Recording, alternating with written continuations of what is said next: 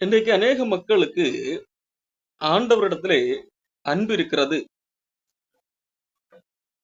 ஆனால் அறிவு இல்லை. அறிவு இல்லாத அன்பு பெரிய ஒரு ஆபத்தான ஒன்றாக இருக்கிறது. இதைத்தான் ரோமர் புஸ்தகத்திலே அப்போஸ்தலனாகிய பவுல் பயன்படுத்தி இருப்பார். ரோமர் 10ஆம் அதிகாரத்திலே 2ஆம் வசனத்திலே இஸ்ரவேல் மக்களை குறித்து பவுல் சொல்லும்போது, தேவனை பற்றி அவர்களுக்கு வைராக்கியம் உண்டென்று அவர்களை குறித்து சாட்சி சொல்லுகிறேன். இப்ப இஸ்ரவேல் மக்களை குறித்து பவுல் கொடுக்கிற சாட்சி, தேவனை குறித்து இஸ்ரவேல் மக்களுக்கு மிகுந்த வைராக்கியம் உண்டு. ஆண்டவருக்காக ஏதாகலும் செய்ய வேண்டும், ஆண்டவரை பிரியப்படுத்துவதற்காக ஏதாகலும் செய்து கொண்டே இருக்க வேண்டும் என்கின்ற ஒரு வைராக்கியம் அந்த இஸ்ரவேல் மக்களிடத்திலே காணப்படுகிறது. ஆனால் அடுத்த பகுதியிலே அவர் சொல்லுகிற ஒரு காரியம், ஆகிலும் அது அறிவுக்கு ஏற்ற வைராக்கியம் அல்ல. வைராக்கியம் இருக்கிறது, ஆனால் அறிவு இல்லை. இன்னும் சொல்ல போனால் ஆண்டவருக்காக ஏதாவது செய்ய வேண்டும் என்கின்ற ஒரு ஆண்டவர் மேல் ஒரு அன்பு இருக்கிறது. ஆனால் அந்த அன்பிலே அறிவு இல்லை. அறிவு இல்லாத அன்பு பிரயோஜனமற்ற ஒன்றாக காணப்படுகிறது. அப்ப அறிவு இல்லாத ஒரு அன்பு என்பது, அது எந்த விதமான அன்பு என்பதை நான் சொல்லுகிறேன். அப்போ இங்க பார்க்கும்போது கடவுள் மேலே ஒரு அன்பு இருக்கிறது. இந்த உலகத்திலே ஒட்டுமொத்த மக்கள், கடவுள் நம்பிக்கை உள்ள மக்களை நீங்கள் எடுத்து பார்த்தீர்கள் என்று சொன்னால், அவர்கள் கடவுள் மீது அன்புள்ளவர்களாக, பற்றுள்ளவர்களாக அல்லது வைராக்கியம் உள்ளவர்களாக காணப்படுகிறார்கள். எந்த அளவிற்கு என்றால், கடவுளை காப்பாற்றுவதற்காக எந்த எல்லைக்கும் செல்லக்கூடியவர்களாக கூட இருப்பார்கள். அல்லது கடவுளுக்காக எந்த எல்லைக்கும் கூட செல்ல வேண்டும், கடவுளுடைய கட்டளை நிறைவேற்றுவதற்காக எந்த எல்லைக்கும் செல்லலாம் என்கின்ற நிலைமையிலும் இருக்கிற மனிதர்களை நீங்கள் பார்க்க முடியும். எலியாவின் காலத்திலே வாழ்ந்த ஒரு கூட்டம் மக்கள் எப்படி காணப்பட்டார்கள்? 1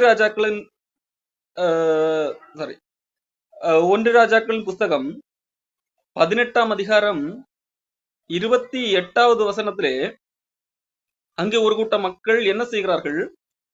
அவர்கள் உரத்த சத்தமாய் கூப்பிட்டு தங்கள் வழக்கத்தின்படியே இரத்தம் தங்கள் மேல் வடியும் மட்டும் கத்திகளாலும் ஈட்டிகளாலும் தங்களை கீறிக்கொண்டார்கள். இங்கே கடவுளை பிரியப்படுத்த வேண்டும், அப்பொழுதுதான் கடவுள் எங்களுடைய ஜெபத்தை கேட்பார் என்கிறதற்காக கடவுளை பிரியப்படுத்துவது எப்படி, கடவுள் மீது தங்களுடைய அன்பை வெளிப்படுத்துவது எப்படி என்கின்ற கோணத்திலே தங்களுடைய உடலை வருத்திக் கொள்ளுகிறார்கள். அது வழக்கமாக அவர்கள் செய்கிற செயல் என்று சொல்லப்பட்டிருக்கிறது. எப்போது செய்கிற ஒரு செயல் அல்ல, வழக்கமாக அடிக்கடி அவர்கள் கடவுளை பிரியப்படுத்துவதற்காக, கடவுள் மீதுள்ள தங்கள் அன்பை வெளிக்காட்டுவதற்காக அவர்கள் செய்யக்கூடிய செயல் எதுவாக இருக்கிறது? அவர்கள் உரத்த சத்தமாய் கூப்பிடுவது வழக்கமாக அவர்கள் செய்கிற ஒரு செயலாக இருக்கிறது. கூப்பிட்டு வழக்கத்தின்படியே ரத்தம் தங்கள் மேல் வடிந்து போக மட்டும் கத்திகளாலும் ஈட்டிகளாலும் தங்களையே கீறிக்கொள்வார்கள். தங்களை வேதனைப்படுத்தி, தங்களை தாங்களே உபத்திரவப்படுத்தி, சுய உபத்திரவம் கொடுத்து, அதன் நிமித்தம் என்னை தானே உபத்திரவப்படுத்தினால் அது ஆண்டவருக்கு பிரியம், அது அப்போ ஆண்டவர் அதன் மேல் பிரியப்படுவார், அப்பொழுது ஆண்டவர் எவ்வளவு வேகமாக இறங்கி வருவார் தெரியுமா என்கின்ற அடிப்படையிலே மக்கள் காணப்படுகிறார்கள். அப்போ இவர்கள் ஒரு கண்ணோட்டத்திலே பார்த்தால் அவர்களிடத்துல என்ன இருக்கிறது? கடவுள் மேல் ஒரு பற்று அல்லது வைராக்கியம் அல்லது ஒரு அன்பு இருக்கிறது. அந்த அன்பை எப்படி வெளிப்படுத்துகிறார்கள்? தங்களுடைய உடம்பை கீறி தங்களை தாங்களே உபத்திரவப்படுத்தி அதை வெளிப்படுத்துகிறார்கள். இன்றைக்கும் அப்படிப்பட்ட ஒரு கூட்டம் மக்கள் இருக்கத்தான் செய்கிறார்கள். எல்லா மதங்களிலும் இருக்கிறார்கள். அப்போ நாங்கள் எங்கள் அன்பை கடவுளுக்கு காண்பிப்பதற்கு அல்லது எங்களுக்கு கடவுள் மேல இருக்கிற அந்த வைராக்கியத்தை காண்பிப்பதற்கு என்ன செய்யலாம்? எங்களை நாங்களே வருத்திக் கொள்ளலாம். அதற்கு ஒரு பெரிய ஒரு கோவில் இருக்கும், அதை சுற்றி உருள்வதாகட்டும், அதெல்லாம் கஷ்டமான காரியங்கள், அதெல்லாம் எளிதான காரியம் அல்ல. முட்டி போட்டு நடக்கிறார்கள். வேளாங்கண்ணிலே கூட என்ன செய்வார்கள்? முட்டி போட்டு நடந்து போவார்கள். அப்போ இது எல்லாமே எதற்காக அவர்கள் செய்கிறார்கள்? இது கடவுளுக்கு பிடித்தமான செயல். அப்போ கடவுளை பிரியப்படுத்துவதற்காக நாங்கள் இப்படி செய்தால் ஆண்டவர் எங்கள் மேல் பிரியப்படுவார் என்கின்ற ஒரு விதமான ஒரு நம்பிக்கை. அப்போ இது அவர்களுக்கு கடவுள் மீது ஒரு நம்பிக்கை அல்லது பக்தி வைராக்கியம் இருக்கிறது. ஆனால் இதுல என்ன இல்லை என்றால் அறிவு இல்லை. இது ஒரு அறிவு கட்ட செயல். அப்போ அன்பு இருக்கிறது அல்லது பக்தி இருக்கிறது, வைராக்கியம் இருக்கிறது, ஆனால் அறிவு இல்லை. அறிவு இல்லாதது ஒரு பெரிய ஒரு சிக்கலை உண்டாக்கக்கூடிய ஒன்றாக இருக்கிறது. அறிவு இல்லாத அன்பு அது மனிதனை கெடுக்கக்கூடிய ஒன்றாகவே காணப்படும். இந்த அன்பு என்று சொல்லும் போது அறிவற்ற அன்பு எப்படிப்பட்டதாக காணப்படும் தெரியுமா? நாம் எல்லாவற்றையும் அன்பு என்றுதான் சொல்லுவோம். உதாரணத்துக்கு நான் புரிய வைக்கும்படியாக சொல்லுகிறேன். எனக்கு தெரிந்தவர்களிடத்திலே ஒரு ஃபிஷ் டேங்க் இருக்கிறது என்று வைத்துக் கொள்வோம். அவர்கள் அதிக அளவிலே மீன்களை வளர்த்துகிறார்கள். அங்கே போகும்போது ஆஹா, எல்லா மீன்களும் அழகாக இருக்கிறது. அவர்கள் சொல்லுகிறார்கள், எங்களுக்கு மீன் அவ்வளவாக பிடிக்கும், நாங்கள் மீனை அன்பு செய்கிறோம், ஐ லவ் ஃபிஷ் என்பதாக சொல்லுகிறார். நானும் என்ன சொல்லுகிறேன், எனக்கு மீன் பிடிக்கும், நானும் என்னது மீனை அன்பு செய்கிறேன் என்பதாக நானும் சொல்லுகிறேன். அவர்கள் கேட்கிறார்கள், என்ன மீன் பிடிக்கும் என்று சொல்லி கேட்கிறார்கள். நான் உங்களுக்கு என்ன மீன் பிடிக்கும் என்று கேட்கிறேன். அவர்கள் சொல்லுகிறார்கள், கோல்டு ஃபிஷ், அதான் நன்றாக இருக்கும் என்பதாக சொல்லுகிறார்கள். நான் சொல்லுகிறேன், அப்படியா, கோல்டு ஃபிஷ் அவ்வளவு நன்றாக இருக்கும், அதை போய் பிடிக்கும் என்று சொல்லுகிறீர்கள்? உண்மையில எனக்கு பிடித்தது தெரியுமா, கிங் ஃபிஷ், அதான் நல்ல டேஸ்டாக இருக்கும் என்று சொல்லி நான் சொல்லுகிறேன். அப்போ பாருங்கள், அவர்கள் வேறொரு அர்த்தத்திலே மீன் பிடிக்கும், நான் மீனை அன்பு செய்கிறேன் என்று சொல்லுகிறார்கள். ஆனால் நான் இன்னொரு அர்த்தத்திலே எனக்கும் மீன் பிடிக்கும், நான் அன்பு செய்கிறேன் என்று சொல்லுகிறேன். நான் என்ன அர்த்தத்திலே சொல்லுகிறேன்? நான் மீனை சாப்பிடுவதற்கு பிடிக்கும் என்கின்ற அர்த்தத்திலே சொல்லுகிறேன். ஆனால் பொதுவாக சொல்லும் போது நானும் மீனை பிடிக்கும், இங்கிலீஷ்ல சொல்ல வேண்டுமா, ஐ லவ் ஃபிஷ், அவர்களும் ஐ லவ் ஃபிஷ் தான் சொல்லுகிறார்கள். அப்போ அன்பு என்கிறது வேறுபடுகிறது. அப்ப அவர்கள் மீனை பார்த்து ரசிப்பதற்காக அவர்கள் அன்பு காட்டுகிறார்கள். நான் மீனை அன்பு காட்டுகிறேன் என்று சொல்வது எதற்காக? அதை நான் சாப்பிடுவதற்காக. அதே போலத்தான் அன்பு, கடவுளிடத்திலே அன்பு கூறுவது என்று சொல்லும் போது அது எந்த அடிப்படையிலே அதிலே அறிவு இருக்கிறதா, அது அந்த எந்த அடிப்படையிலே என்கின்ற அறிவு இருக்க வேண்டும். அறிவு இல்லாவிட்டால் அதனால் பிரயோஜனம் இல்லை என்கிறதே உண்மையான ஒரு கூட்டாகும். அன்றைக்கு இஸ்ரவேல் மக்கள் இயேசு கிறிஸ்து வாழ்ந்த காலத்திலே ஆகட்டும், அதற்கு முன்பே ஆகட்டும், மக்களிடத்திலே கடவுள் மீது மிக வைராக்கியம் எல்லாம் இருந்தது. ஆண்டவரை பிரியப்படுத்த வேண்டும், ஆண்டவரை மகிழ்விக்க வேண்டும் என்கிறதற்காக பாடுவார்கள், மாடுகளை எல்லாம் பலி செலுத்துவார்கள், எல்லாம் செய்யக்கூடியவர்களாக இருந்தார்கள். பலவிதமான இசை வாத்தியங்களை எல்லாம் கொண்டு வந்து வாசிப்பார்கள். இதெல்லாம் என்னது? ஆண்டவர் மீதுள்ள அன்பை வெளிப்படுத்துகின்ற காரியங்களாக காணப்படுகிறது. அப்போ ஆனால் இதுல ஏதாகலும் அறிவு இருக்கிறதா என்று கேட்டால் அறிவு இல்லை. காரணம், ஆண்டவர் மீதுள்ள அன்பு, அந்த அன்பிலே அறிவு இருந்தால் அது எப்படி செயல்படும் என்று சொன்னால், நான் இதையெல்லாம் செய்தால் ஆண்டவர் மீதுள்ள அன்பை காட்டுகிறேன் சரி, ஆனால் நான் இப்படியெல்லாம் செய்தால் ஆண்டவருக்கு பிடிக்குமா பிடிக்காதா என்கிறதை குறித்து நான் யோசிப்பதில்லை. உதாரணத்திற்கு ஒரு வயதான ஒரு தாத்தா இருக்கிறார். அவருக்கு நிறைய பிள்ளைகள் எல்லாம் இருக்கிறார்கள், பிள்ளைகள், பேர பிள்ளைகள் எல்லாம் இருக்கிறார்கள். அவர்கள் வருடத்திற்கு ஒரு முறை வருவார்கள் வீட்டுக்கு, இந்த தாத்தா இருக்கிற வீட்டுக்கு வருவார்கள். வந்து அந்த தாத்தாவுடைய பிறந்த நாளை பயங்கரமாக கொண்டாடுவார். என்ன கொண்டாட வேண்டும் என்று பல திட்டம் எல்லாம் இட்டு வீடுகளை அலங்கரித்து ஆடம்பரமாக என்னென்ன உணவுகளை எல்லாம் கொண்டு வந்து அநேக உறவினர்களை எல்லாம் அழைத்து பெரிய கேக்குகளை, விலை மதிப்புள்ள கேக்குகளை எல்லாம் வெட்டுவார்கள். வெட்டி நாங்கள் எங்களுடைய தாத்தாவை அல்லது அப்பாவை எவ்வளவு அன்பு செய்கிறோம் என்று சொல்லி இந்த உலகத்துக்கு காண்பிப்பார்கள். அதை எடுத்து வீடியோ எடுத்து அதை தங்கள் ஸ்டேட்டஸ்ல வைப்பார்கள். ஹாப்பி பர்த்டே தாத்தா, ஹாப்பி பர்த்டே அப்பா என்றெல்லாம் வைப்பார்கள். இதுதான் எங்களுடைய அன்பு என்று சொல்லி அவர்கள் காண்பிப்பார். ஆனால் உண்மையிலேயே அந்த நபருக்கு, பிறந்த நாள் வந்த அந்த நபருக்கு அதிலே கொஞ்சம் கூட மகிழ்ச்சி இல்லை. காரணம், அவர் கொஞ்சம் பழைய ஆள். அவருக்கு இந்த கேக்கு வெட்டுவது, இந்த மாதிரி இவர்கள் கொண்டு கொண்டு கொடுக்கிற அந்த உடை, ஜிகினா மாதிரியான உடை அதையெல்லாம் போட்டு கண்டிப்பாக நீங்கள் இதுதான் போட வேண்டும், நீங்கள் சிறந்த மனித, சிறப்பான நாள், நீங்கள் இப்படி அலங்கரிக்கப்பட்ட நிலையில தான் இருக்க வேண்டும் என்று சொல்லி வற்புறுத்தி போட வைப்பார்கள். அவருக்கு விருப்பம் இல்லை, இவர்களுடைய நிர்பந்தத்தின் பேரில் அவர் போட்டுக்கொண்டு நிற்கிறார். ஆனால் உண்மையிலே அவருக்கு உள்ளுக்குள்ளாக அவருக்கு இந்த நிகழ்ச்சியிலே சுத்தமாக விருப்பம் இல்லை. ஆனால் இந்த பிள்ளைகள் என்ன நினைக்கிறார்கள், நாங்கள் எங்களுடைய அப்பாவை எவ்வளவு அன்பு காட்டுகிறோம் தெரியுமா, அதை அன்பு எப்படி வெளிப்படுத்துகிறோம் தெரியுமா, அதை பார்த்து அந்த விருந்துக்கு வந்தவர்களாகட்டும், அதை ஸ்டேட்டஸ்ல அல்லது சோசியல் மீடியால பார்த்தவர்களாகட்டும், அவர்களை, இந்த குடும்பத்தை புகழ்வார்கள். ஆக இவர்கள் அவர்களுடைய அப்பா மீது எவ்வளவு அன்பு வைத்திருக்கிறார்கள் பாருங்கள் என்று சொல்லி புகழ்வார்கள். ஆனால் அந்த குறிப்பிட்ட நபருக்கு, அந்த பெரியவருக்கு இதுல சுத்தமாக விருப்பம், இந்த இவர்கள் செய்கிற இந்த செயல்களிலே சுத்தமாக விருப்பம் இல்லை. ஆனா அந்த பெரியவர் எதை எதிர்பார்க்கிறார் தெரியுமா, இவர்கள் வெறும் வருடத்துக்கு ஒரு முறை வந்து இப்படி பண்டிகை கொண்டாடுவதல்ல, அவர்கள் குடும்பமாக வந்து தங்களோடு சில நாட்களை செலவிட்டு பேச வேண்டும், பேசிக்கொண்டிருக்க வேண்டும், என்னுடைய வார்த்தைக்கு அவர்கள் செவி கொடுக்க வேண்டும் என்கிறதைத்தான் அவர் எதிர்பார்க்க. அப்போ இவர்கள் அதுதான் அவருடைய எதிர்பார்ப்பாக இருக்கிறது. இவர்கள் செய்கிற இந்த செயல்களிலே அவருக்கு பிடித்தமே கிடையாது. அது அவருக்கு வெறுப்பாகத்தான் இருக்கிறது. காரணம், அவர் ஒரு பழைய ஆள் என்று வைத்துக் கொள்வோம்.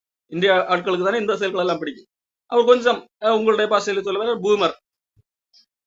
ஓகே, அப்போ இந்த பண்டிகை கொண்டாடினவர்கள் என்ன நினைக்கிறார்கள், நாங்கள் இந்த பெரியவரிடத்தில் எவ்வளவு அன்பு காட்டி இருக்கிறோம் என்பதாக அவர்கள் தங்களுக்குள்ளாக நினைத்து அதை மக்களிடத்திலே பகிர்ந்து அவர்கள் தங்களுக்குள்ளாக மிகுந்த சந்தோஷம் அடைகிறார்கள். ஆனால் உண்மையான அன்பு எது தெரியுமா, அறிவோடு கூடிய அன்பு எது தெரியுமா, அந்த நபருக்கு எது பிடிக்கும், நாங்கள் செய்கிற செயல் அவருக்கு உண்மையிலேயே பிடித்திருக்கிறதா, அல்லது அவர் எதை விரும்புகிறார் என்கிறதை அறிந்து அதை செயல்படுத்துவதுதான் உண்மையான அன்பு. அவருக்கு எது பிடிக்கிறது, இந்த மாதிரி பண்ணுவது பிடிக்காது, அவருக்கு உறவு சார்ந்து பேச வேண்டும், அவர்கள் சொல் பேச்சு கேட்க வேண்டும், இதுதான் அவருக்கு பிடித்திருக்கிறது. அப்போ அதை நிறைவேற்றுவதுதான் உண்மையிலே அவருக்கு கொடுக்கிற, அவரிடத்துல காட்டுகிற புரிதலோடு கூடிய அன்பு அல்லது அறிவோடு கூடிய அன்பு. இன்னைக்கு பல மனிதர்கள் நம்ம அன்பு காட்டுகிறோம் என்கின்ற பெயரிலே நமக்கு எது பிடிக்கிறதோ அதையெல்லாம் அவர்களுக்கு செய்து வைத்துவிட்டு நான் அன்பு காட்டி விட்டேன் என்பதாக எண்ணிக்கொள்கிறோம். ஆனால் அதிலே அறிவு இருக்கிறதா, நான் செய்கிற செயல் அவர்களுக்கு பிடித்திருக்கிறதா என்கிறதை குறித்தெல்லாம் யோசிக்க மாட்டேன். இது பூமியிலே உள்ள மனிதர்களிடத்திலே காட்டுகிற இடங்களிலே ஆகட்டும், இதே போலத்தான் கடவுளிடத்திலே நாம் அன்பு காட்டுகிறோம் என்று சொல்லலாம். ஆனால் அதிலே அறிவு இருக்கிறதா அல்லது புரிதல் இருக்கிறதா, புரிந்துதான் அன்பு காட்டுகிறோமா என்கிறதுல ஒரு சிக்கல் இருக்கிறது. இப்போ ஆமோஸ் தீர்க்கதரிசி எழுதும் போது, உன்னுடைய பலிகளை எல்லாம் என்னை விட்டு அகற்று என்பதாக எழுதுகிறார். உன்னுடைய பாடல்களை என்னை விட்டு அகற்று என்று சொல்லுகிறார். அதனுடைய ஓசையை நான் கேட்க மாட்டேன் என்கிறதாக சொல்லுகிறார். ஆமோஸ் 5ஆம் அதிகாரம் 21 படிக்கிறேன். உங்கள் பண்டிகைகளை பகைத்து வெறுக்கிறேன், உங்கள் ஆசரிப்பு நாட்களில் எனக்கு பிரியமில்லை. இந்த மக்கள் ஆண்டவர் மேல் கொண்ட அன்பை வெளிப்படுத்தும் விதமாகத்தான் பண்டிகை கொண்டாடுகிறார்கள். இந்த மக்கள் ஆண்டவர் மீது நாங்கள் எவ்வளவு அன்பு வைத்திருக்கிறோம் என்கிறதை காட்டுவதற்காகத்தான் எவ்வளவு பிரம்மாண்டமாக பண்டிகைகளை கொண்டாடுகிறார்கள். உங்கள் தகன பலிகள், போஜன பலிகள் எல்லாம் படைக்கிறார்கள். ஆனால் ஆண்டவர் என்ன சொல்லுகிறார், உங்கள் தகன பலிகளையும் போஜன பலிகளையும் எனக்கு படைத்தாலும் நான் அங்கீகரிக்க மாட்டேன் என்று சொல்கிறார். கொழுமையான உங்கள் மிருகங்களின் ஸ்தோத்திர பலிகளையும் நான் நோக்கி பார்க்க மாட்டேன். உன் பாட்டுகளின் இறைச்சலை என்னை விட்டு அகற்று, உன் வீணைகளின் ஓசையை நான் கேட்க மாட்டேன். அப்போ இந்த மக்கள் எல்லாம் ஆண்டவரை மகிழ்விக்க வேண்டும், ஆண்டவர் மீது எங்களுக்கு இருக்கிற அந்த அன்பை, ஆண்டவர் மீது எங்களுக்கு எவ்வளவு வைராக்கியம் இருக்கிறது என்கிறதை காண்பிப்பதற்காக எவ்வளவு பலி செலுத்த வேண்டுமோ பலி செலுத்த தயாராக இருக்கிறார்கள். பண்டிகை எப்படி கொண்டாட வேண்டுமோ தயாராக இருக்கிறார்கள். பாடல்கள், இசை வாத்தியங்கள் எல்லாம் மீட்டி ஆண்டவரை நாங்கள் மகிழ்விக்கிறோம், ஆண்டவர் மேல் உள்ள அன்பை வெளிப்படுத்துகிறோம் என்பதாக இவர்கள் எண்ணுகிறார். ஆனால் ஆண்டவர் சொல்லுகிறார், எனக்கு இதிலே சுத்தமாக விருப்பமில்லை, இதையெல்லாம் நான் பகைக்கிறேன், இதை அறிவறுக்கிறேன் என்பதாக சொல்கிறார். இப்போ இது எதனால் இந்த இவர்கள் அன்போடு தானே செய்கிறார்கள், ஏன் ஆண்டவர் பகைக்க வேண்டும் என்றால் அதிலே ஆண்டவருக்கு இது பிடித்திருக்கிறதா பிடிக்கவில்லையா என்கிறதை குறித்து அவர்கள் யோசிக்கவே இல்லை. எங்களுக்கு இது பிடித்திருக்கிறது, கண்டிப்பாக ஆண்டவருக்கும் இது பிடிக்கும் என்கிறதுதான் மக்களுடைய எண்ணமாக இருக்கிறது. இன்னைக்கு எனக்கு இது பிடித்திருக்கிறது, ஆகவே நான் இதை அவருக்கு செய்கிறேன், கண்டிப்பாக அவருக்கு பிடித்தாக வேண்டும். எனக்கு இது பிடித்திருக்கிறது, ஆகவே நான் கடவுளுக்கு இதை செய்கிறேன், கடவுள் இதை அங்கீகரித்தாக வேண்டும். இதுதான் பல வேளைகளிலே அறிவற்ற அன்பு, அறிவு கட்டத்தனமான முட்டாள்தனமான அன்பாக இருக்கிறது. உண்மையான அன்பு என்பது, ஆண்டவர் எதிர்பார்க்கிற அன்பு என்பது, எது அவருக்கு பிடித்திருக்கிறதோ அதை அறிந்து அந்த அறிவோடு அன்பு காட்டுவது. இப்ப இந்த இடத்துல ஆண்டவர் ஏன் இதை வெறுக்கிறேன் என்று சொல்லுகிறார்? ஆண்டவருக்கு பிடித்த ஒன்றை இவர்கள் கொடுப்பதற்கு தயாராக இல்லை. ஆண்டவருக்கு உண்மையிலே எது பிடிக்குமோ அதை கொடுப்பதற்கு இவர்கள் தயாராக இல்லை. மாறாக இவர்களுக்கு எது பிடிக்குமோ இதுதான் நான் கொடுப்பேன், கொடுத்தபடி என்னுடைய அன்பை காட்டுவேன் என்கிற நிலைமையில இருக்கிறார்கள். இந்த ஆமோஸ் புஸ்தகத்திலே கூட ஆண்டவர் அடுத்து சொல்லுகிறார், இதெல்லாம் கேட்க மாட்டேன், மாறாக எதை கேட்கிறேன் என்று சொல்லுகிறார் தெரியுமா? நியாயம் தண்ணீரை போலவும் நீதி வற்றாத நதியை போலவும் புரண்டு வர கடவது என்று சொல்லி ஆண்டவர் சொல்லு. ஆண்டவர் அங்கே எதை கேட்கிறார்?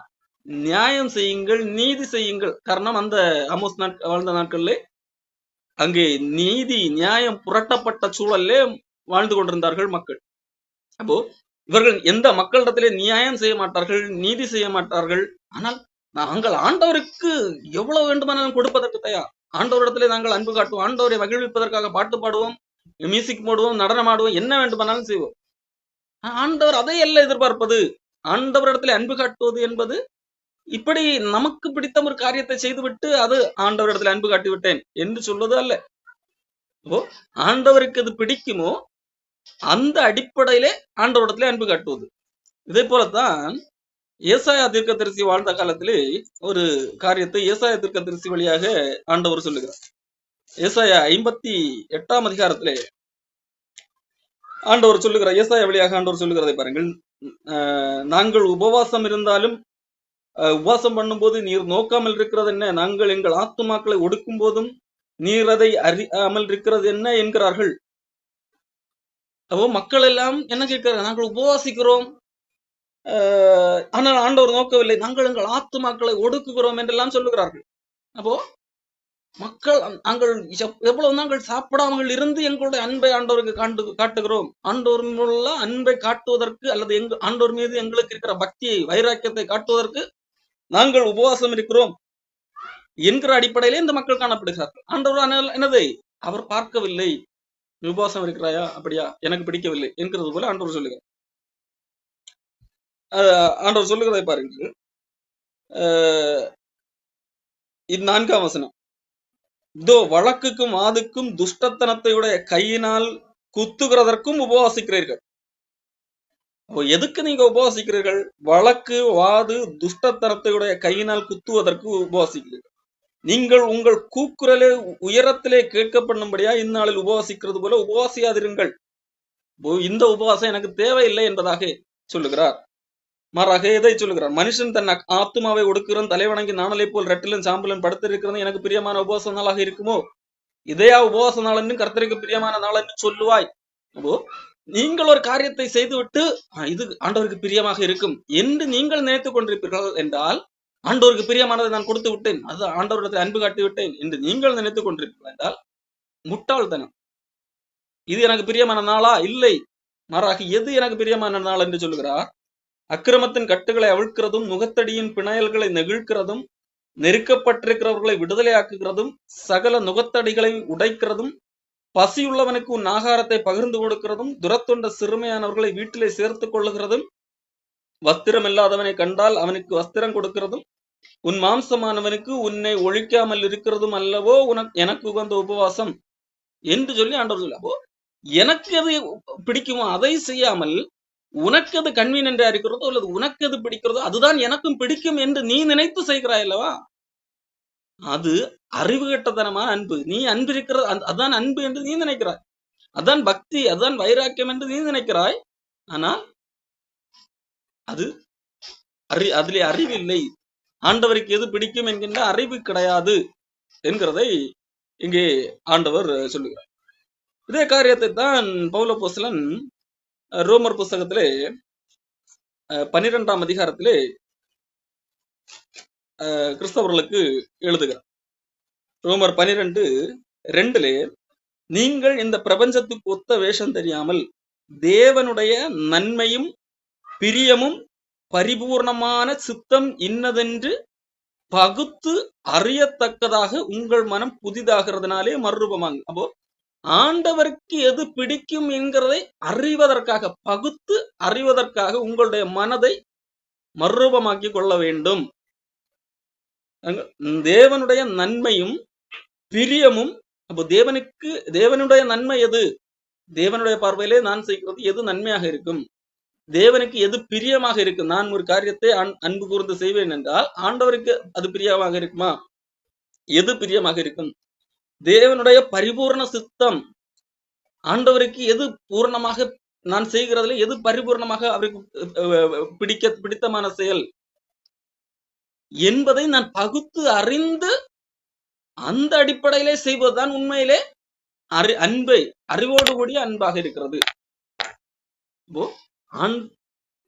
அன்பு இருக்கிறது என்று சொல்லி நான் என்னுடைய அன்பை காட்டுவதற்காக நான் இப்படி எல்லாம் செய்கிறேன் என்று சொல்வது அன்பு அல்ல. மாறாக ஆண்டவருக்கு எது பிடிக்கும் என்று சொல்லி அறிந்து அந்த அறிவோடு பகுத்து அறிந்து அந்த அறிவின் அடிப்படையிலே அன்பு காட்டுவதுதான் அறிவோடு கூடிய அன்பாக இருக்கிறது. இயேசு கிறிஸ்து இந்த பூமியில வாழ்ந்தபோது அவருடைய சீசர்கள்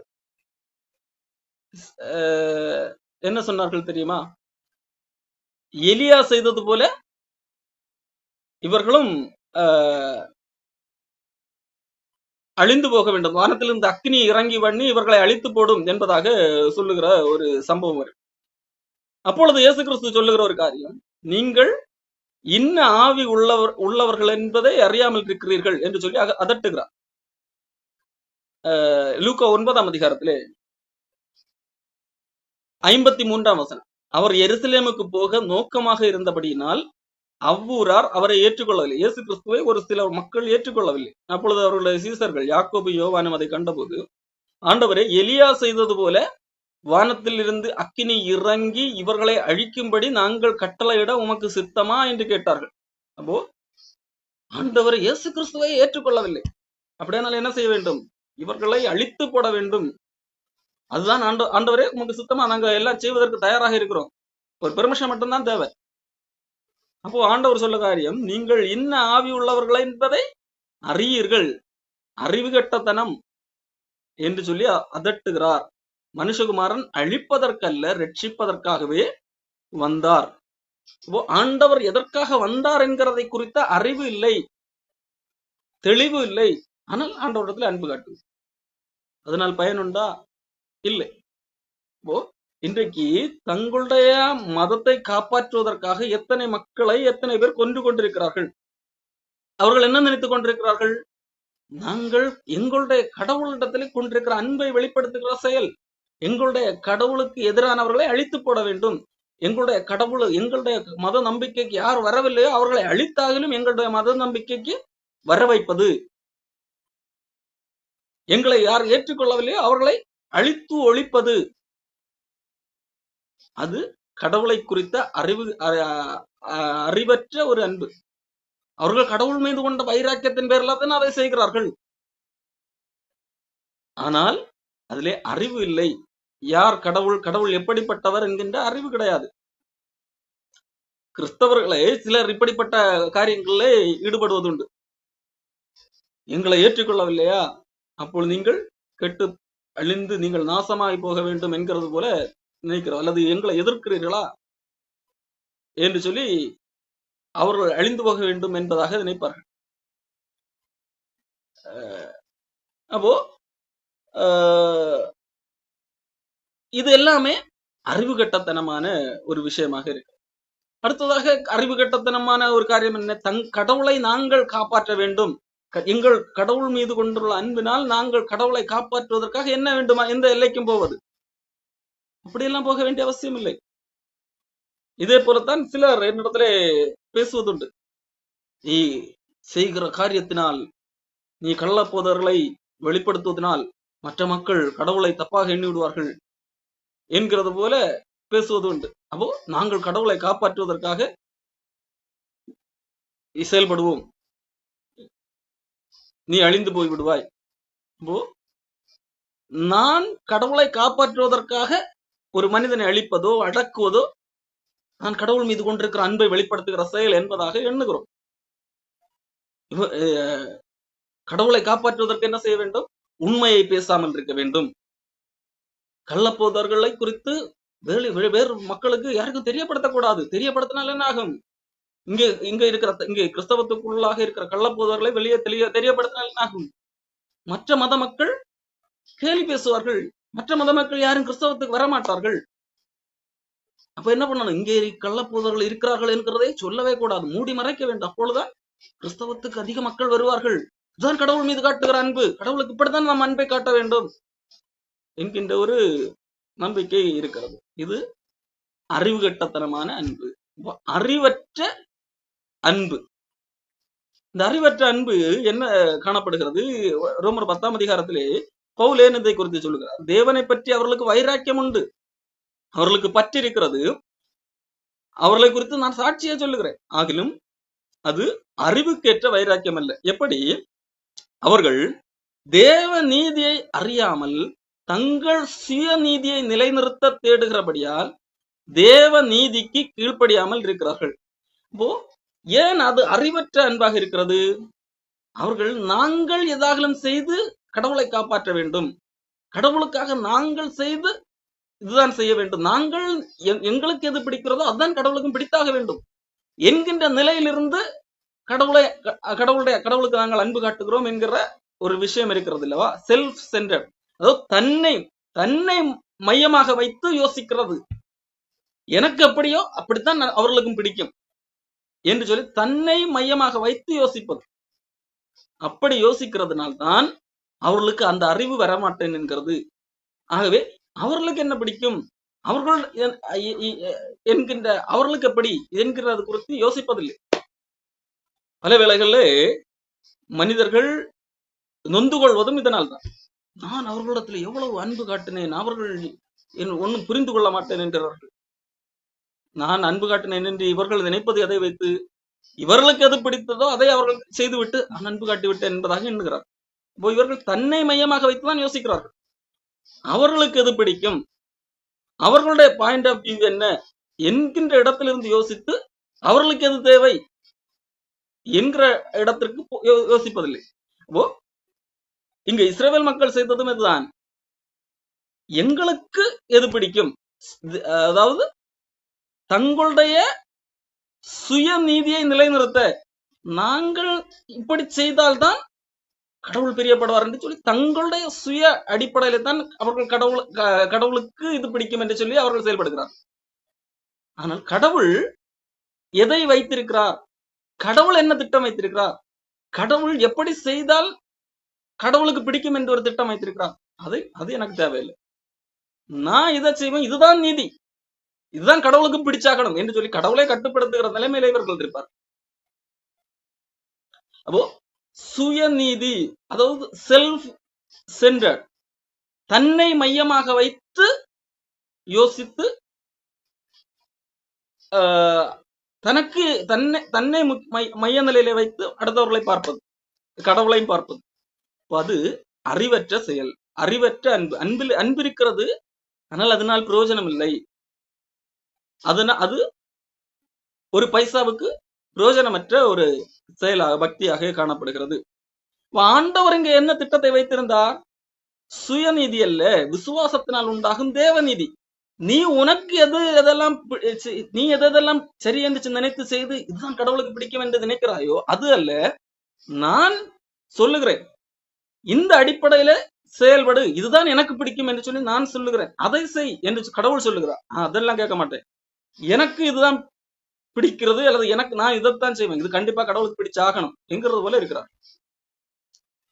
அப்போ அவர்கள் தேவ நீதியை அறியாமல் தங்கள் நீதியை சுயநீதியை நிலைநிறுத்த தேடுகிறபடியால் தேவ நீதிக்கு கீழ்ப்படியாமல் இருக்கிறார்கள்.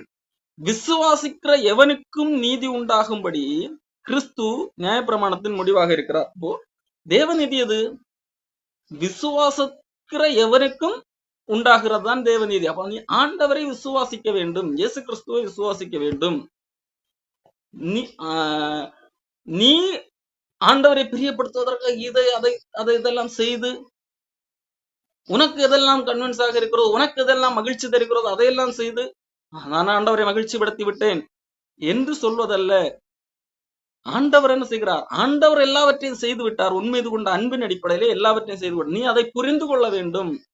ஆண்டவர் எனக்காக எல்லாம் செய்தார் என்கிறதை நீ புரிந்து கொள்ள வேண்டும். புரிந்து கொண்டு அதை விசுவாசிக்க வேண்டும்.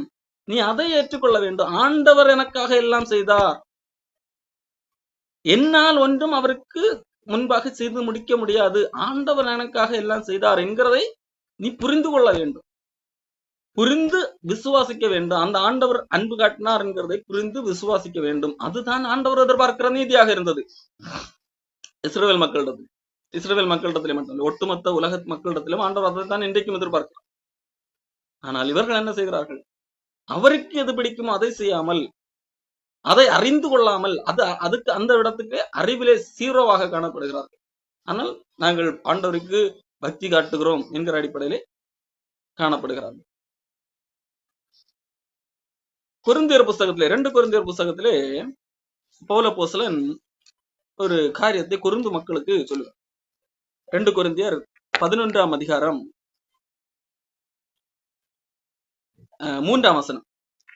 சர்ப்பமானது தன்னுடைய தந்திரத்தினால் ஏவாளை வஞ்சித்தது போல உங்கள் மனதும் கிறிஸ்துவை பற்றிய உண்மை நின்று விலகும்படி கெடுக்கப்படுமோ என்று பயந்திருக்கிறேன்.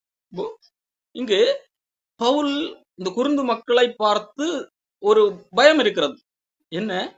உங்களுடைய மனம் கிறிஸ்துவை பற்றிய உண்மை நின்று கெடுக்கப்படுமோ? கிறிஸ்துவை பற்றிய ஒரு உண்மை இருக்கிறது, சத்தியம், ஒரு அறிவு. கிறிஸ்து எப்படிப்பட்டவர், அவருக்கு எது பிடிக்கும் என்கிறது குறித்து ஒரு அறிவு இருக்கிறது. அந்த அறிவு கெடுக்கப்பட்டு விடுமோ, அந்த உண்மை கெடுக்கப்பட்டு விடுமோ என்கிறதை குறித்து நான் பயந்திருக்கிறேன் என்பதாக சொல்லுகிறேன். ஏன், எப்படி இந்த அறிவு கெடுக்கப்படுகிறது? அடுத்த வசனம், எப்படி எனில் உங்களிடத்தில் வருகிறவன் நாங்கள் பிரசங்கியாத வேறொரு இயேசுவை பிரசங்கித்தானால், அல்லது நீங்கள் பெற்றாத வேறொரு ஆவியையும் நீங்கள் ஏற்றுக்கொள்ளாத வேறொரு சுவிசேஷத்தையும் பெற்றீர்களானால் நன்றாய் சகித்திருப்பீர்களே. அப்போ சிலர் உங்களிடத்திலே வந்து இயேசு கிறிஸ்துவை பிரசங்கிக்கிறோம் என்றுதான் சொல்லுவார்கள். ஆனால் அந்த இயேசு கிறிஸ்து நாங்கள் காண்பித்த, அப்போஸ்தலர்கள் காண்பித்த இயேசு அல்ல. அதே பெயர் தான், அதே நபர் தான். ஆனால் நாங்கள் காட்டின இயேசு கிறிஸ்துவுக்கு பிடித்தமான செயலுக்கும் அவர்கள் காட்டின இயேசு கிறிஸ்துவுக்கு பிடித்தமான செயலுக்கும் வித்தியாசம் இருக்கும். நாங்கள் காட்டின இயேசு கிறிஸ்து உண்மை, அவர் எதற்காக இங்கே வந்தார், என்ன எதிர்பார்க்கிறார் என்கிறது வேதாகமத்திலே அப்போஸ்தலர்கள் போதித்தார். கள்ளப்போதர்கள் எதை சொல்லுவார்கள்? அவர் வந்தார், அவர் உங்களிடத்திலே இதை கேட்கிறார், காணிக்கை இவ்வளவு கொடுத்தால் இவ்வளவு ஆசீர்வதிப்பேன் என்று சொல்லி இருக்கிறார். ஆகவே நீங்கள் உங்களுடைய அன்பை இப்படி காட்ட வேண்டும், இப்படி காட்டினால் ஆண்டவர் அப்படி காட்டுவார் என்று சொல்லி வேறொரு விதமாக இயேசு கிறிஸ்துவை காட்சிப்படுத்துகிறார்கள். கடவுளை பற்றி அந்த உண்மை அங்கே கெடுக்கப்படுகிறது. அப்போஸ்தலர்கள் போதித்தலிருந்து அந்த உண்மை அல்லது சத்தியம் கெடுக்கப்படுகிறது. ஒரு உண்மையான அந்த அறிவு இல்லாமல் வேறொரு திசைக்கு போகிறது. நாங்கள் பிரசங்கியாத வேறொரு சுவிசேஷம். சுவிசேஷம் என்று நான் இயேசு கிறிஸ்து வேத வாக்கியங்களின்படி நம்முடைய பாவங்களுக்காக மரித்தார், பாவத்திலிருந்து விடுதலையாக்கும்படியாக வந்தார், அதற்காக அவர் மரித்தார். இதை விட்டுவிட்டு அவர்கள் என்னது? ஆண்டவர் உங்களை ஆசீர்வதிப்பதற்காக மரித்தார். என்ன ஆசீர்வாதம்? நீங்கள் பணக்காரர்களாக வேண்டும், பல மடங்கு கோடீஸ்வரர்களாக வேண்டும், அதுதான் ஆண்டவருடைய விருப்பம். அதற்காகத்தான் இயேசு கிறிஸ்து மரித்தார். அதற்கு அவர் மரித்திருக்கிறார். அப்படியானால் நீங்கள் பணக்காரர்களாக வேண்டும் என்றால் எவ்வளவு தசமபாகம் கொடுப்பீர்கள், எவ்வளவு காணிக்கை கொடுப்பீர்கள்? அதான் ஆண்டவர் விரும்புகிறார். நீங்கள் எவ்வளவு கொடுக்கிறீர்களோ அந்த அளவுக்கு ஆண்டவர் ஆசீர்வதிப்பார். வேறொரு உண்மையான இயேசு கிறிஸ்துவை குறித்த அறிவுக்கு மாற்றாக வேறொரு காரியம், வேறொரு விதம், அதுதான் சுவிசேஷம் என்கின்ற பெயரிலே பரப்பப்படுகிறது. அப்போ உண்மை, கிறிஸ்துவை பற்றிய உண்மை விட்டு உங்கள் மனது கெடுக்கப்படுமோ என்று நான் பயந்திருக்கிறேன் என்பதாக பவுல் அப்போஸ்தலன் சொல்லுங்க. அப்போ அவர்களுக்கு அன்பு இருக்கிறது அல்லது அன்பை காட்டுகிறார்கள். ஆனால் என்ன இல்லை? அறிவு இல்லை. அறிவு இல்லாத அன்பு பிரயோஜனம் இல்லாத ஒன்றாக காணப்படுகிறது. அப்போ அன்போடு கூட அறிவு இருந்தாக வேண்டிய அவசியம் இருக்கிறது. அறிவற்ற அன்பு அதனால் பிரயோஜனம் இல்லை. இப்போ இஸ்ரவேல் மக்களை குறித்து ஆண்டவர் என்ன சொல்லுகிறார்? அவர்கள் இடறினார்கள். நாம் அறிவு இல்லாமல் அன்பு என்பது அது ஒரு போலி அன்புதான். அது ஒரு சுயநலமான அன்பு. காரணம் அது என்ன, எந்த அடிப்படையில யோசிக்கிறது? தன்னை மையமாக வைத்து சுயத்தின் அடிப்படையில யோசிக்கிறது. எனக்கு இது பிடிக்கிறது, எனக்கு இது கன்வின்ஷனாக இருக்கிறது, ஆகவே இதுதான் கண்டிப்பாக கடவுளுக்கும் பிடித்தாக வேண்டும் என்கின்ற அடிப்படையில் இருந்து வருகிறது. அதுதான் அந்த அடிப்படையிலே மனிதர்களிடத்திலே செயல்படுகிறது. ஆகவே அது அன்பு அல்லது பக்தி, அது வைராக்கியம் என்று சொன்னாலும் அது அறிவில்லாத இருக்கிற பட்சத்திலே அது போலியான ஒன்றாக காணப்படுகிறது. அதிலே போலித்தனம் தான் இருக்கிறது. காரணம் அங்கே ஒரு எதிர்பார்ப்பு இருக்கிறது. அந்த அன்பிலே ஒரு எதிர்பார்ப்பு இருக்கிறது. அப்போ நாம் ஆரம்பத்தில் வந்து பார்த்தபடி சில மக்கள் தங்களுடைய உடலை வருத்தி கீறிக்கொள்கிறார்கள். அவர்களிடத்தை கேட்டால் நாங்கள் கடவுளுக்கு அன்பு காட்டுகிறோம் என்கிற அடிப்படையில் சொல்வார்கள் அல்லவா? ஆனால் அங்கே ஒரு எதிர்பார்ப்பு இருக்கிறது. என்ன? நாங்கள் இப்படி கீறினால் கடவுளிடத்திலிருந்து ஒரு பதில் கிடைக்கும் என்கின்ற அடிப்படையிலே தான் அதை செய்கிறார்கள். அங்கே ஒரு எதிர்பார்ப்பு இருக்கிறது. அப்போ அது ஒரு உண்மையான ஒரு அன்பு கிடையாது. ஆகவே தான் அறிவற்ற அன்பு என்பது உண்மையான பூர்ணமான அன்பு அல்ல. அடுத்ததாக இங்கே இஸ்ரவேல் மக்களை குறித்து அவர்கள் உபவாசம் இருக்கிறார்கள், அவர்கள் அதை ஆண்டவர் வெறுக்கிறார் என்று சொல்லுகிறார்கள். அதுவும் அப்படி. அவர்கள் அங்கே கேட்கிற கேள்வியை, நாங்கள் இவ்வளவு கஷ்டப்பட்டு எங்களை உடலையெல்லாம் வருத்துகிறோம் அல்லவா, ஏன் நோக்காமல் இருக்கிறீர்? அதனுடைய பதில் என்ன? நாங்கள் உபவாசம் இருக்கிறோம், அதற்கு நாங்கள் ஒரு காரியத்தை பதிலுக்கு ஒரு காரியத்தை எதிர்பார்க்கிறோம். அப்போ அவர்கள் அன்பு காட்டுவதாக அல்லது வைராக்கியம் காட்டுவதாக நினைக்கிறார்கள். அங்கே பின்னணியிலே ஒரு நோக்கம் இருக்கிறது, ஒரு பிரதிபலன் எதிர்பார்த்து தாங்கள் நினைக்கிற காரியம் நடக்க வேண்டும் என்கின்ற எதிர்பார்ப்பு இருக்கிறது. ஆகவே அது போலி அன்பாக இருக்கிறது. நீ என்னுடைய பாடல்களை அகற்றி, இறைச்சலை அகற்றி, வீணைகளின் ஓசை என்னை விட்டு அகற்றி என்று சொல்லுகிறார் அல்லவா? அங்கே அவர்கள் காண்பித்தார்கள் அல்லவா, ஆண்டவருக்கு நாங்கள் அன்பு காட்டுகிறோம் என்கின்ற அடிப்படையிலே. அதுவும் அதுதான். பாட்டு, ஆட்டம், இது எல்லாமே நாங்கள் கடவுளுக்கு செய்கிறோம் என்று சொல்லுகிறார்கள். உண்மையிலே அது அவர்களுக்கு மகிழ்ச்சியை ஏற்படுத்துகிறது. நாங்கள் ஆண்டவருக்காக ஆடுகிறோம், ஆண்டவருக்காக பாடுகிறோம் என்று சொன்னாலும் உண்மையிலே அவர்களுடைய சுயநலம். அந்த தாத்தாவுக்கு பிறந்த நாள் எப்படி கொண்டாடுவதுதான் பிடிக்கும். பிறந்த நாள் கொண்டாடுவதே அவருக்கு உண்மையிலே பிடிக்காது. அவருக்கு அது பிடிக்கும், எல்லாரும் என்னோடு கூட இருக்க வேண்டும் என்கிறதான் பிடிக்கும். ஆனால் அந்த பிள்ளைகளுக்கு இப்படி ஆடம்பரமாக கொண்டாடுவது பிடிக்கும் என்கிறதற்காக அந்த தாத்தாவை அப்படி செலிப்ரேட் பண்ணார்கள். அதிலே அவர்களுக்கு தான் அது மகிழ்ச்சி. அதே போலத்தான் கடவுளுக்காக நாங்கள் பாடுகிறோம், கடவுளுக்காக ஆடுகிறோம், கடவுளுக்காக இசையமைக்கிறோம் என்கிறது அவர்களுக்கு ஒரு அந்த நேரத்தில் ஒரு பரவச அனுபவம் கிடைக்கிறது. அதனால தான் அதை தொடர்ந்து செய்கிறார்களே தவிர மாறாக உண்மையிலே அங்கேயும் தன்னை சார்ந்த ஒரு காரியம் தான் இருக்கிறது. ஆகவே தான் கடவுளுக்கு பிடித்தமான ஒன்றே அவர்களால் செய்ய முடியவில்லை. அங்கே ஆண்டவர் கேட்கிறார் அல்லவா, நீங்கள் நியாயம் நீதி புரண்டு வரட்டும் என்பதாக அங்கே ஆண்டவர் சொல்லுகிறார். இங்கே இஸ்ரவேல் மக்களாகட்டும் தங்கள் சுய நீதியின் அடிப்படையிலே தேடுகிறார்கள், நாங்கள் வைராக்கியத்தை காண்பிக்கிறார்கள். என்ன சொல்லுகிறார்கள்? இயேசு கிறிஸ்து வாழ்ந்த காலத்திலே இருந்த யூதர்கள் சொன்னதை இயேசு கிறிஸ்து சொல்லுகிறார். தேவாலயத்துக்கு ஜபிக்க போகும்போது அங்கே என்ன சொல்வார்கள்? ஆண்டவரே, நான் இந்த மற்ற மனிதர்கள் எல்லாம் போல அல்ல, வாரத்துல 2 தடவை உபவாசம் பண்ணுகிறேன். எப்படி? என்னோட அன்பை காண்பிக்கிறேன் தெரியுமா? 2 தடவை உபவாசம் இருக்கிறேன். எவ்வளவு பக்தி வைராக்கியமா இருக்கிறேன், அதனால் 2 நாள் உபவாசம் இருக்கிறேன். தசமபாகம் கொடுக்கிறேன், எல்லாவற்றிலும் தசமபாகம் கொடுக்கிறேன். ஆண்டவர் உங்களுடைய கட்டளைகள் ஒன்ன கூட நான் மீறுறதில்லை, எல்லாத்திலும் துல்லியமா தசமபாகம் கொடுக்கிறேன். இந்த வழிப்பறிக்காரன் மாதிரி எல்லாம் கிடையாது, இந்த ஆயக்காரன மாதிரியும் கிடையாது, யார மாதிரியும் கிடையாது. நாங்க எல்லாம் 100% போலி என்று சொல்லி அவன் தாங்கள் செய்கிற செயலின் அடிப்படையில பெருமை பாராட்டுகிறவனாக இருக்கிறான். ஆண்டவர் எதிர்பார்ப்பது என்ன? ஆண்டவருக்கு முன்பாக தாழ்த்துவது, அது அவர்களிடத்திலே காணப்படுவதில்லை.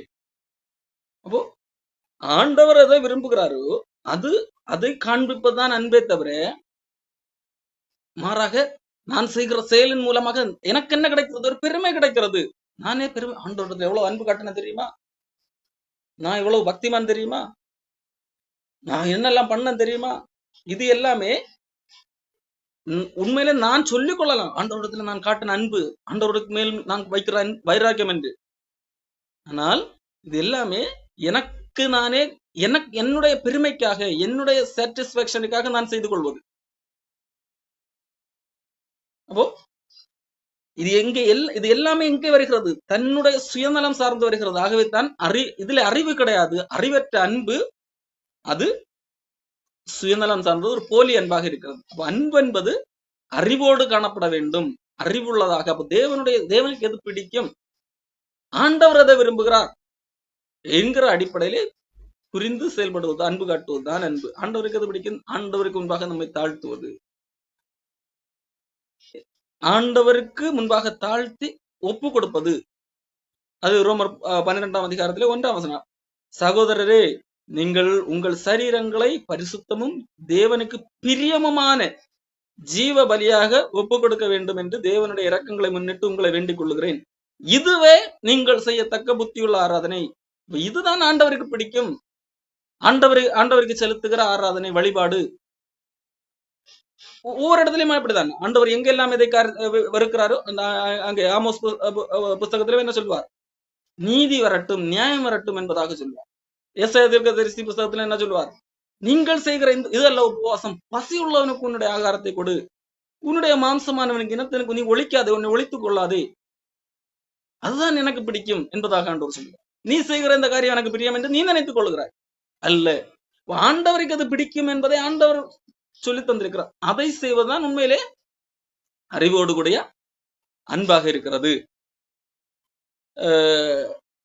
இயேசு கிறிஸ்து சொல்லுகிறார்ல, ஒருவன் என்னிடத்தில் அன்பா இருந்தால் என்னுடைய கற்பனைகளை கை கொள்ளலாம். அப்போ ஆண்டவர் உண்மையிலே அன்பு காட்டுவோம்னா ஆண்டவர் சொன்னதை நாம் பின்பற்றுவோம்.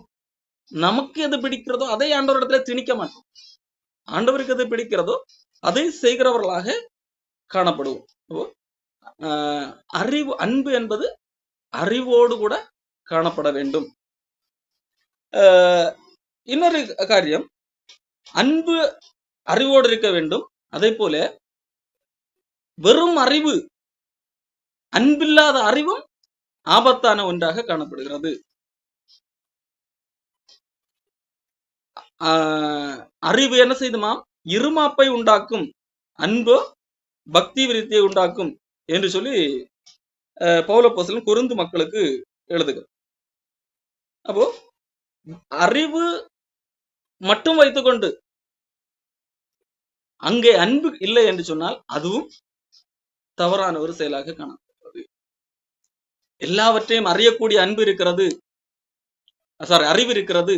தேவன் எப்படிப்பட்டவர், அவர் ஆரம்பத்திலிருந்து அவர் உலகத்தை படைத்தார், மனிதன் வீழ்ந்தான், ஆண்டவர் அடுத்த மீட்பதற்கான திட்டம், அதன் பிறகு மக்களுக்காக எப்படியெல்லாம் வெளிப்படுத்தினார், அதன் பிறகு எப்படி வந்தார், என்ன செய்தார், அதன் மூலமாக என்ன கிடைத்தது, இனி எதிர்காலத்தில் என்ன நடக்கும், ஒட்டுமொத்த வேத அறிவும் சரியாக பூர்ணமாக இருக்கிறது. எல்லாம் மண்டைக்குள்ளாக ஸ்டோர் ஆகி இருக்கிறது. துல்லியமாக ஆண்டவருக்கு எது பிடிக்கும் பிடிக்காது எல்லாம் தெரிகிறது, அறிவு இருக்கிறது. ஆனால் அந்த அறிவு மட்டும் இருந்தும் காரியமில்லை. 1 கொரிந்தியர் 13ஆம் அதிகாரம் 2ஆம் வசனத்திலே பவுல் அப்போஸ்தலன், நான் தீர்க்க தரிசன வரத்தை உடையவனா இருந்து சகல ரகசியங்களையும் சகல அறிவையும் அறிந்தாலும், இங்க அறிவு என்று சொல்வது தேவனை பற்றி அறிகிறது, தேவன் சுவிசேஷத்தின் மேலான ரகசியங்களை அறிகிறது. இப்போ சகல ரகசியங்கள், ரகசியம் என்பது ஆண்டவர் வெளிப்படுத்தினது. அப்போ புதிய ஏற்பாட்டில் ஆண்டவர் வெளிப்படுத்துகிற ரகசியங்கள், பல ரகசியங்களை பவுல் சொல்லுகிறார். அப்போ இப்படிப்பட்ட பல ரகசியங்கள், இன்னும் பல ரகசியங்கள், எல்லா ரகசியங்களையும் அறிந்தாலும், அறிவிருந்தாலும் அன்பு எனக்கு இராவிட்டால் நான் ஒன்றும் இல்லை என்பதாக இங்கே பவுல் சொல்லுகிறதை பார்க்கிறோம். அப்போ வெறும் அறிவில்லாத அன்பு வைத்தும் பிரயோஜனம் இல்லை, அதே போல அன்பில்லாமல் அறிவு வைத்தும் பிரயோஜனம் இல்லை என்கிறதை வேதம் திட்டம் தெளிவாக சொல்லும். அப்போ எல்லாவித அறிவு இருக்கிறது, ஆனால் என்ன இல்லை, அன்பு இல்லை. இதனுடைய பொருள் கடவுளை பற்றி எல்லாம் தெரிந்திருக்கிறது, விசுவாசத்தினால் தான் மீட்பு எல்லாம் மூளையில ஸ்டோர் பண்ணி வைத்திருக்கிறேன், ஆனால் அதை நான் செயல்படுத்தவில்லை. செயல்படுத்தவில்லை என்றால் உண்மை ஆண்டவருடைய அன்பை நான் அறிவுபூர்வமாக எல்லாவற்றையும் அறிந்து வைத்திருக்கிறேனே தவிர அந்த அன்பை, ஆண்டவர் மேல் காட்டின அன்பை நான் விளங்கி கொண்டு அந்த அன்பை என்னிடத்திலிருந்து வெளிப்படுத்தவில்லை. அதனால் பிரயோஜனம் இல்லை என்பதாக நாம் பார்க்க முடியும். வெறும் அறிவு என்ன செய்துவிடும், இருமாப்பை உண்டாக்கும். மாறாக அன்போ பக்தி விருத்தியை உண்டாக்கும் என்பதாக சொல்லப்பட்டது. இன்றைக்கு அநேக மக்களுக்கு எல்லா உண்மைகளும் தெரியும். அது அவர்களை என்ன உண்டாக்குகிறது, பெருமை பிடித்தவர்களாக மாற்றுகிறது. அடுத்து தொடர்ந்து ஆண்டவருடைய வார்த்தைக்கு கீழ்ப்படியத்தக்க விதத்திலே அல்ல, தனக்கெல்லாம் தெரிந்து அது தங்களை ஒரு மமதை உண்டாக்கிய அறிவு பெருத்தவன் நோவு பெருத்தவன் என்று சொல்லப்பட்டிருக்கிறது. ஏன் அங்கே வெறும் அறிவு இருக்கிறது, அன்பு இல்லாத காரணம் தான். அன்பு என்று வரும்போது அறிவும் அன்பும் இணைந்துதான் எப்பொழுதும் இருக்க வேண்டும். அங்கே அன்பும் இருந்தால்தான் தாழ்த்தப்பட முடியும். வெறும் அறிவு மட்டும் இருக்கும் போது அது தன்னை ஒரு பெரிய ஆளாக தன்னைத்தானே அதுவும் நினைக்க வைத்து மற்றவர்களை அற்பமாக எண்ண வைக்கிறது. ஆகவே தான் பலர் உண்மையிலே பல விதமான ரகசியங்களை அறியாதவைகளை அறிந்து கொண்டவர்களாக காண்பித்தவர்கள் கூட கடைசியிலே ஆண்டவரை விட்டு விலகினவர்களாக இருப்பார்கள். காரணம், இங்கே அறிவு இருந்ததே தவிர அந்த அறிவோடு கூட அன்பு இணைந்திருக்கவில்லை. ஒரு தியாலஜியை, அது சரியான தியாலஜியாக இருந்தாலும் அது வெறும் ஒரு நம் பள்ளிக்கூடத்துல பாடங்களை கற்று நம் மண்டைக்குள்ள ஸ்டோர் பண்ணி வைப்பதை போல அறிவு ரீதியாக ஸ்டோர் பண்ணி வைப்பதனால் ஒரு பிரச்சனையும் இல்லை. இப்போ அறிவு என்பது அன்போடு கூட அந்த அறிவின் அந்த நான் அறிந்து கொண்டதனூடாக எனக்குள்ளாக அன்பு உருவாகி இருக்க வேண்டும். ரோமர் புஸ்தகத்திலே 5ஆம் அதிகாரத்திலே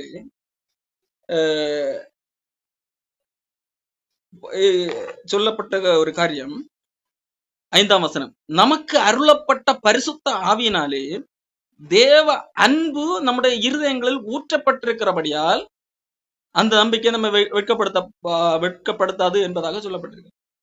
இப்போ நாம் உண்மையிலே வெறும் அறிவு ரீதியாக அல்லாமல் அதை நாம் அறிந்து கொண்ட அடிப்படையிலே உணர்வு ரீதியாக உண்மையிலே உள்ளத்திலே ஆண்டவரை ஏற்றுக்கொள்வோம் என்று சொன்னால், விசுவாசத்தை ஏற்றுக்கொள்வோம் என்று சொன்னால் மட்டுமே பரிசுத்த ஆவி மூலமாக நம்மிடத்திலே அன்பு ஊற்றப்பட்டிருக்கும். அந்த அன்பு நம்மிடத்திலே காணப்பட வேண்டும். ஆனால் பல தாங்கள் ஏற்கனவே இருந்த மதத்தின் அடிப்படையிலே வெறும் அறிவு ரீதியாக ஒரு லாஜிக்கல், அவர்கள் கன்வின்ஸ் ஆன அடிப்படையில அறிவு ரீதியாக மண்டையில மட்டும் ஸ்டோர் பண்ணி வைத்திருப்பார்கள். ஆனால் அந்த அவர்களுக்குள்ளாக என்ன செய்திருக்காது, அதை விசுவாசித்து அது உணர்வு ரீதியாக ஆண்டவர் என்னுடைய பாவத்துக்காக மரித்தார், அந்த ஆண்டவர் காட்டின அந்த அன்பை உண்மையாகவே புரிந்து அந்த அடிப்படையில என்னிடத்திலிருந்து அந்த அன்பு புறப்பட வேண்டும் என்கின்ற அடிப்படையில அந்த ஆழமான விசுவாசம் இருக்காது. அப்ப அந்த விசுவாசம் இருக்கும் போதுதான் அன்பு நம்மிடத்திலே காணப்படும், அன்பும் அறிவும் இணைந்து காணப்படும். அப்போ அறிவற்ற அன்பு,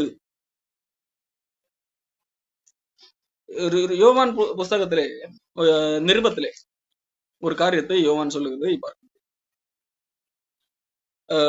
1 யோவான் 4ஆம் அதிகாரம் 20ஆம் வசனம் 21ஆம் வசனம் 19 படிங்க. அவர் முந்தி நம்மிடத்தில் அன்பு கூர்ந்தபடியால் நாமும் அவரிடத்தில் அன்பு கூறுகிறோம். தேவனிடத்தில் அன்பு கூறுகிறேன் என்று ஒருவன் சொல்லியும் தன் சகோதரனை பகைத்தால் அவன் பொய்யன். தான் கண்ட சகோதரனிடத்தில் அன்பு கூறாமல் இருக்கிறவன் தான் காணாத தேவனிடத்தில் எப்படி அன்பு கூறுவான்? தேவனிடத்தில் அன்பு கூறுகிறவன் தன் சகோதரனிடத்திலும் அன்பு கூற வேண்டும் என்கிற இந்த கற்பனையை அவராலே பெற்றிருக்கிறோம். ஓ, தேவனிடத்திலே அன்பு கூறுகிறேன் என்று சொல்லுகிற ஒரு மனிதன் மனிதர்களிடத்திலே அன்பு காட்டவில்லை என்றால் அவன் தேவனை அறியவில்லை என்றே அர்த்தம். அப்போ எங்க என்ன சொல்லப்பட்டிருக்கிறது? தான் கண்ட சகோதரனிடத்திலே அன்பு கூறாமல் இருக்கிறவன் காணாத தேவனிடத்திலே எப்படி அன்பு கூறுவான்? இது 1 யோவான் 3ஆம் அதிகாரம் 16ஆம் வசனத்திலே, அவர் தம்முடைய ஜீவனை நமக்காக கொடுத்ததுனாலே அன்பு என்னது என்று அறிந்திருக்கிறோம், நாமும் சகோதரருக்காக ஜீவனை கொடுக்க கடனாளிகளாக இருக்கிறோம். ஒருவன் இவ்வுலக ஆஸ்தி உடையவனாக இருந்து தன் சகோதரனுக்கு குறைச்சல் என்று கண்டு தன் இருதயத்தை அவனுக்கு அடைத்துக் கொண்டால் அவனுக்குள் தேவ அன்பு நிலை கொள்ளுகிறது எப்படி? அடுத்த வசனம், என் பிள்ளைகளே, வசனத்தினாலும் நாவினாலும் அல்ல, கிரியைகளினாலும் உண்மையினாலும் அன்பு கூற கடவுள். இங்கே வசனத்தினாலும் நாவினாலும் அன்பு கூறுகிறது என்கிறது எதை காட்டுகிறது? அறிவு. அவன் அறிவு பெற்றவன், வேத சத்தியங்களை குறித்து தியாலஜி குறித்த அறிவு இருக்கிறது. ஆகவே அவன் வசன அடிப்படையிலே நாவு அடிப்படையிலே அன்பு பேசுவான். கடவுள் எப்படிப்பட்டவர், கடவுளுக்கு எது பிடிக்கும், எல்லாவற்றையும் அறிந்திருப்பான். ஆனால் அன்பு செயலிலே இருக்காது. அப்போ வசனத்தினாலும் நாவினாலும் அல்ல, கிரியையினாலும் உண்மையினாலும் அன்பு கூற கடவுள் என்கிறதை குறித்து நாம் அறிந்து கொள்ள வேண்டும். அப்போ அறிவற்ற அன்பு வீண், அன்பற்ற அறிவும் வீண். ஆகவே அன்பும் அறிவும் இணைந்து காணப்பட வேண்டும். இதற்காகத்தான் ஆண்டவர் சபையை ஏற்படுத்தினார். இதற்காகத்தான் ஆண்டவர் சபையிலே அப்போஸ்தலர்கள் மூலமாக போதனையை தந்திருக்கிறார், இன்றைக்கும் போதித்துக் கொண்டிருக்கிறார். எதற்காக? அன்பும் அறிவும் இணைந்து காணப்பட வேண்டும் என்கிறதற்காக. எபேசியர் புஸ்தகத்திலே 4ஆம் அதிகாரத்திலே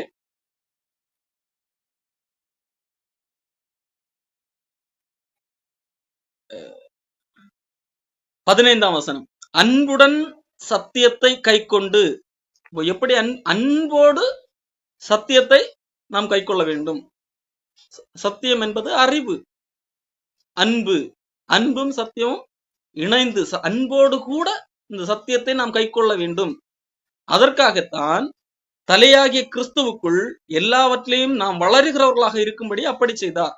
எப்படி செய்தார்? அதற்கு முந்தைய வசனங்கள்ல, பரிசுத்தவான்கள் சீர்புரிந்தும் பொருட்டு சுவிசேஷ ஊழியத்தின் வேலைக்காகவும் கிறிஸ்துவின் சரீரமாகிய சபையானது பக்தி விருத்தி அடையும், அவர் சிலரை அப்போஸ்தலராகவும் சிலரை தீர்க்கதரிசிகளாகவும் சிலரை சுவிசேஷராகவும் சிலரை மேய்ப்பராகவும் போதகராகவும் ஏற்படுத்தினார் என்று சொல்லப்பட்டிருக்கு.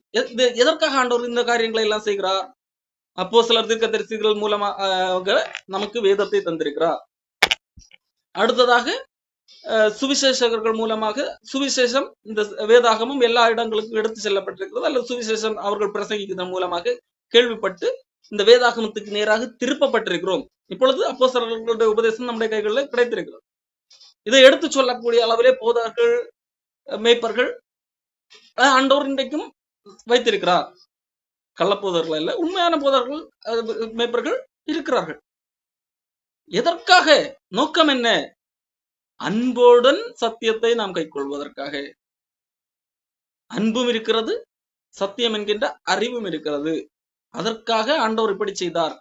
அன்புடன் சத்தியத்தை கை கொண்டு தலையாகிய கிறிஸ்துவுக்குள் எல்லாவற்றிலும் நாம் வளர வேண்டும். அப்போ தலையாகிய கிறிஸ்துவுக்குள் நாம் வளர வேண்டும் என்றால் அங்கு என்ன இருக்கிறது? நாம் அன்பு இருக்கிறது, சத்தியம் இருக்கிறது, அறிவு இருக்கிறது. அன்போடு சத்தியத்தை கை கொள்ள வேண்டும். அங்கே அறிவு என்பது இந்த உலக அறிவு அல்ல. நம்ம பொதுவாக இந்த உலகத்தில அறிவு என்கின்ற வார்த்தையை பயன்படுத்துவோம். அந்த அறிவு அல்ல, கடவுளை பற்றிய அறிவு, சத்தியத்தை குறித்த அறிவு.